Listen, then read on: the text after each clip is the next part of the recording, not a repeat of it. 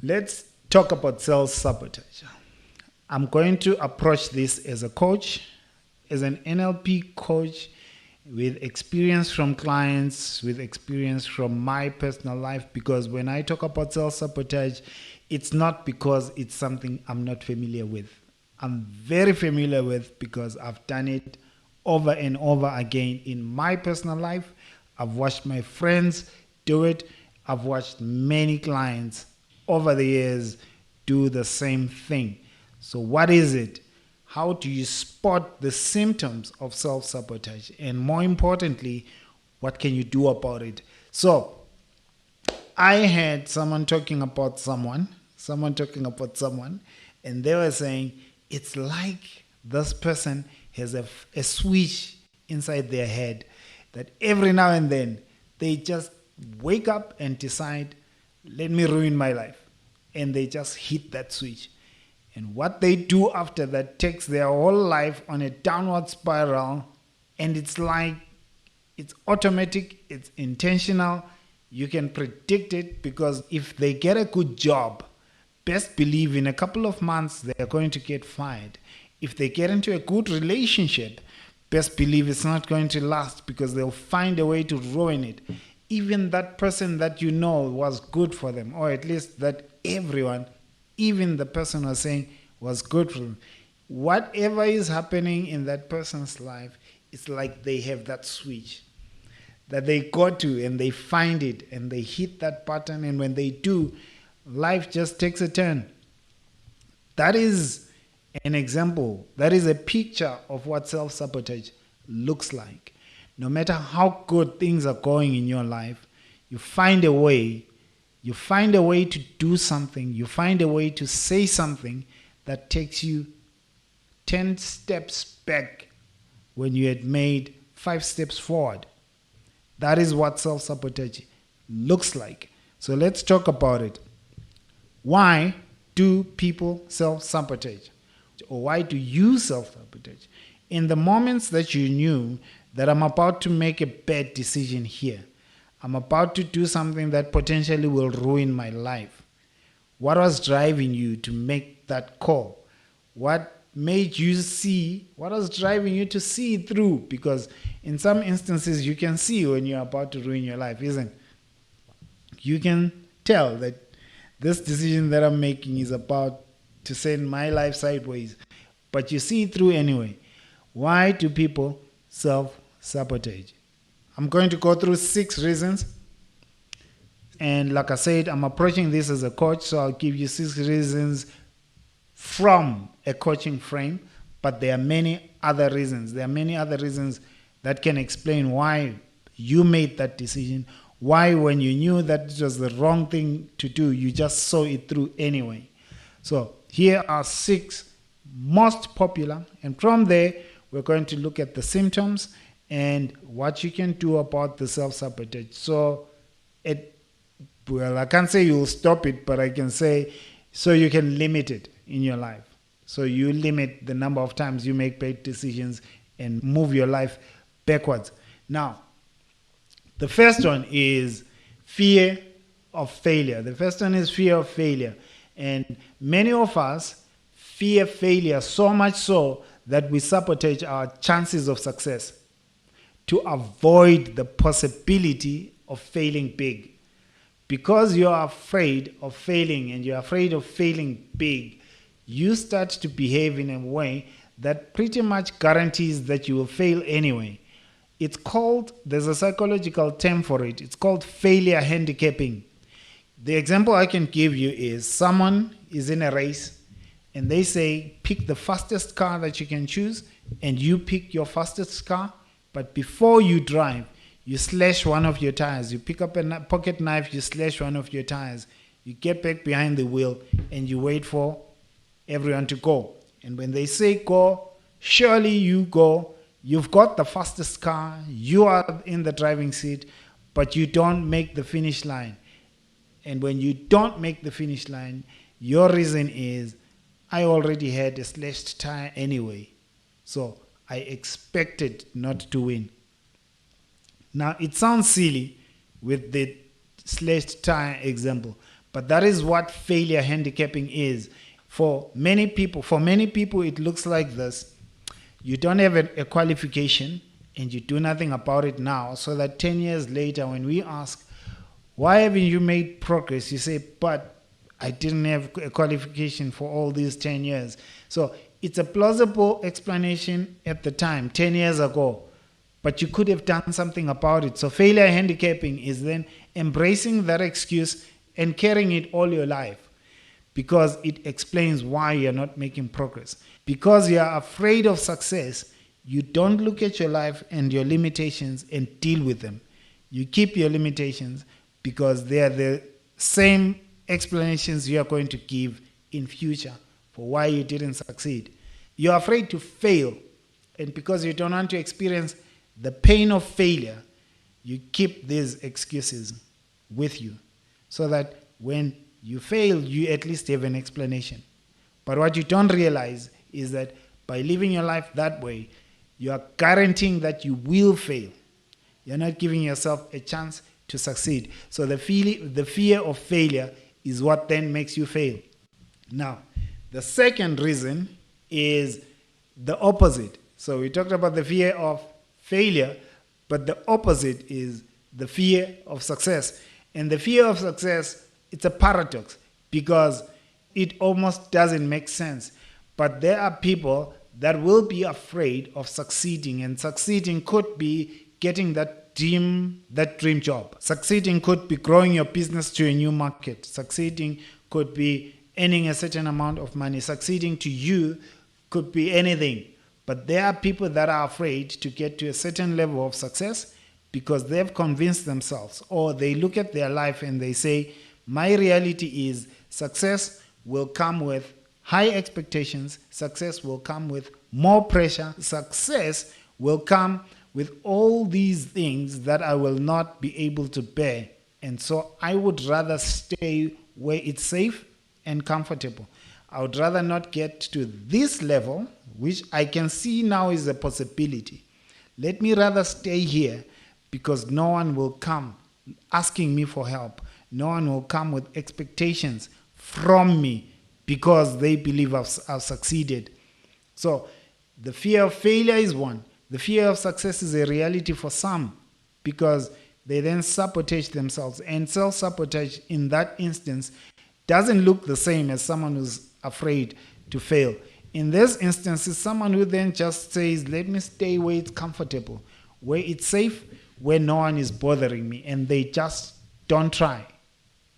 So it's subtle, but you don't try, you don't give your best because you are afraid of what expectations success will bring, of what pressures success will bring, or even what problems you've convinced yourself that if I succeed, these are the problems that will follow. It could be criticism, it could be hate from family, it could be anything. But when you are afraid to succeed because you see a bigger disadvantage of success than you see positives of you succeeding, you then stay where it's safe, and then you don't try, you don't give your best. And so you sabotage your life in that way. It's subtle, and many people looking at you don't realize that that's what you're doing. In some instances, even you won't realize that that's what you're doing. The third reason is low self-worth. Now, again, this one is not so subtle. This one is one of the most painful to go through because it is believing that you don't deserve the success. Achieving a certain role and believing you don't belong there. Making a certain amount of money and starting to feel like you got lucky and it's only a matter of time before it all gets taken away. You're on a lucky streak and it's only a matter of time before you lose it all. So in this instance, it's not failure because you want to fail. It's failure because you want to do things that are safe and familiar at a level where you feel you deserve. So this is painful to go through because if your confidence is bruised throughout your life, then this is something you'll struggle with. If your self-esteem is bruised throughout your life, this becomes a challenge that you have to battle through, because you can literally walk away from opportunities because you've convinced yourself you don't deserve them. You can walk away from relationships. You can walk away from a business because you've convinced yourself that you don't belong there. There's a certain class that belongs to you, and that's not you. So having a low self-worth, a low self-esteem, then becomes the reason why you're walking away, the reason why you're leaving it all, the reason why you're making a decision that baffles everyone looking and saying, but you got there. How could you not stay there? You defaulted to what was safe, to what felt comfortable, to where you felt you are not going to receive judgment. You are not going to receive attention, and it was safe and comfortable. Success brought attention and judgment and a lot of eyes on you, and that felt uncomfortable, and then you decide to default because you don't believe you deserve the success. Now, the fourth one is perfectionism. This is where you are striving for perfect. You have a project and you won't submit it until it's absolutely perfect. And so you sabotage your effort at the first sign of imperfection. You're writing a book and it never gets done because you want it to be perfect. And at the first sign of imperfection, which means someone gives a talk about what you're writing about, and that talk is so good, and you realize my book doesn't cover this or is not that good in the same subject, that is the sign of imperfection, and you go and delete the book. Ask me how I know that. When I wrote my first book, the book that got published, Welcome to Financial Freedom, the book that got published was my third version. I wrote the first version during COVID, and I was all excited and thought, yes, this is the time I'm going to do something with my life. I wrote the book. So I did well to write the book. But I came across an author who was writing about the same subject. And man, he articulated some points that blew my mind, and in a way that touched me. And I thought, no way I'm taking my book out the way it was written. I went to my computer and I hit the delete file. I went to the recycle bin. I hit the delete button again. So I know from experience what that looks like, where you want perfection to the point of sabotaging the work that you're doing. And when I'm saying I hit the delete, I'm talking about deleting a whole book. I had to restart the whole entire book from scratch because of this. Now, one may argue that that wasn't self-sabotage, and I may be agreeable to them because the effect was I got to improve the version that I then took out, and it did get improved. And I'm grateful for that. So it is self-sabotage to the person that then stops because they chase perfection. There are many people that have books right now. They finished the books, but they finished the book 2 years ago. That book is not out now. And that's this at play. They've got songs that never got taken out. They've got businesses that started that never launched. Products they created that they never promoted because they went for perfection, strive for perfection, and at the first sign of imperfection, they sabotage the work, and the work never sees the light of day. Not because they didn't start, because in the pursuit of perfection, they found imperfection and failed. So you don't want that to be the reason you sabotage your dream. The last one, I said I'll give you 6. The fifth one is a desire for control. Sometimes when you're failing, how others would put it is I want to fail on my own terms. It's safer to fail on my own terms. At least I can predict what's going to happen. Your desire to be in control, your desire to predict what's going to happen, because you are misusing the what ifs in your mind. And because you say, what if it doesn't work? What you go on and do is things that you stop trying because you say, what if it doesn't work?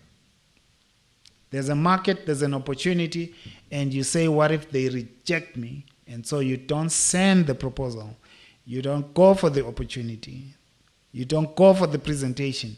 You don't try for the opportunity because you just asked one question that took you out. What if it doesn't work? Because you're not in control, you then go do things that you feel in control of. The things that you're sure are going to work, or even if they're not going to work well, you can at least predict the outcome. If I talk to these 5 people that I'm talking to every day, they'll give me the money they keep giving me every day. That is a sure bet.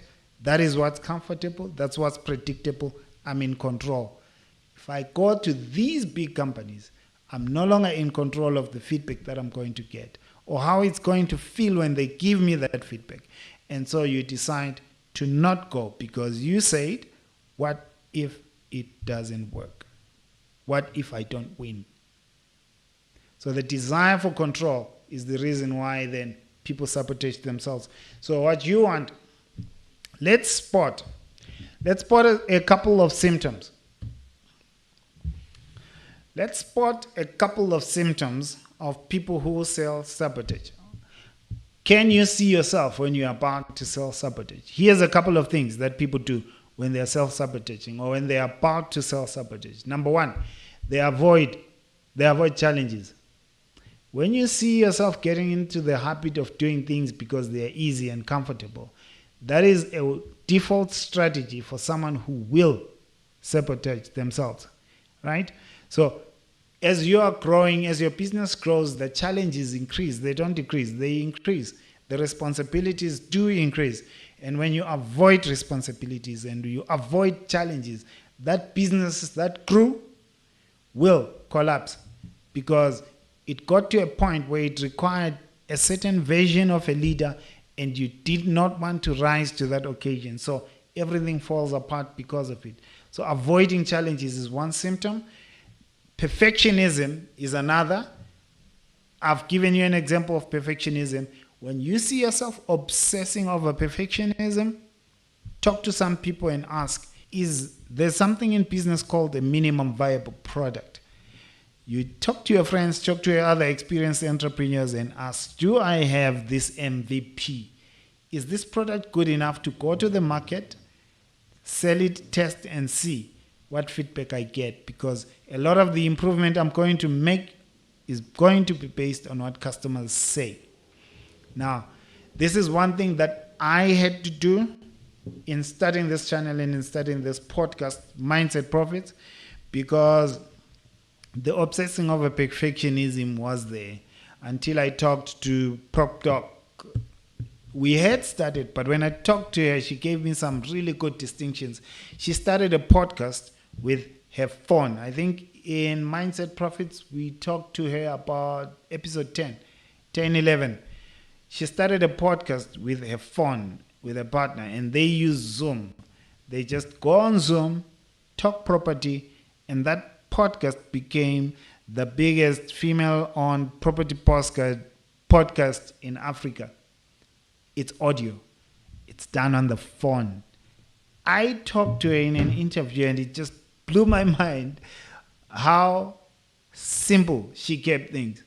All the while, I was looking for tech to do these things, cameras to get started. That's perfectionism at play. Until you meet someone who shows you that you can start where you are with what you have and you can grow and improve from there. And it actually can work. You'll realize that's something you need to get past. So when I talked to her, I realized, oh man, flip looking for extra gear. Let's just go with what we have. And here we are. Another way is, a third way people self-sabotage is they overindulge in distractions. It could be TV, it could be friends, it could be conversations, it could be the phone, but they avoid doing what they should be doing and get distracted intentionally. In some instances, it could be unintentionally, but they overindulge in things that keep you away from the work that you should be doing. And hence, because now you're not doing what needs to be done, the business will show at the end of the day, at the end of the month, that what was supposed to be done didn't get done. And so that is why we are where we are in terms of cash flow. The fourth one is negative self-talk. When you have decisions to make, when you have challenges in front of you, and you have opportunities in front of you, and you've got criticism that you've received, what you go on and do in your mind when you're having that conversation and replaying that conversation with yourself can be the reason why from tomorrow you close that business. From tomorrow you quit that relationship, you quit that opportunity because of the conversation in your mind. That critical inner voice that convinces you that you're not good enough. You convince yourself that you're not going to succeed. You convince yourself that you don't have what it takes. You convince yourself that it's not the right time. You convince yourself that it's not the right opportunity for you because you are criticizing yourself. You're looking at things from a negative perspective and you can't see the opportunity for what it is. So negative self-talk is one very frightening place. It hurts a lot more people who are low in confidence, people who are low in self-esteem. They can talk themselves very quickly out of an opportunity. They can talk themselves very quickly out of a breakthrough and so not try because of how the conversations are going. You can be your worst critic and paralyze yourself to inaction because of how the conversation is playing in your mind. Now, the last one, the fifth symptom, is the most obvious and most popular. It's called procrastination. I know what I'm supposed to do. I know it's important. I'm just not going to start now. I'll start later. And later, they want to start later. And tomorrow, they want to start next week. And next week, they want to start when they're ready. And when they feel ready, something else comes up. Procrastination, it's a thief of time. It's a thief of opportunity. And it's certainly one symptom, one way people self-sabotage. So some of these were not so obvious, and you didn't know that you've succeeded and lost it all, but you didn't know where it was all coming from or how you did it. Or when you looked at how you lived your life, you couldn't trace and place a finger on what exactly did I do to lose that opportunity. So these symptoms are some of the things that people do, are some of the things that you possibly could have done. It's going to be important to go and introspect and see what it is that you did to lose the opportunity, to regress in your life, in that area of your life. Because once you do, then you get to the solution. I promised you we're going to talk about the solution. So here goes.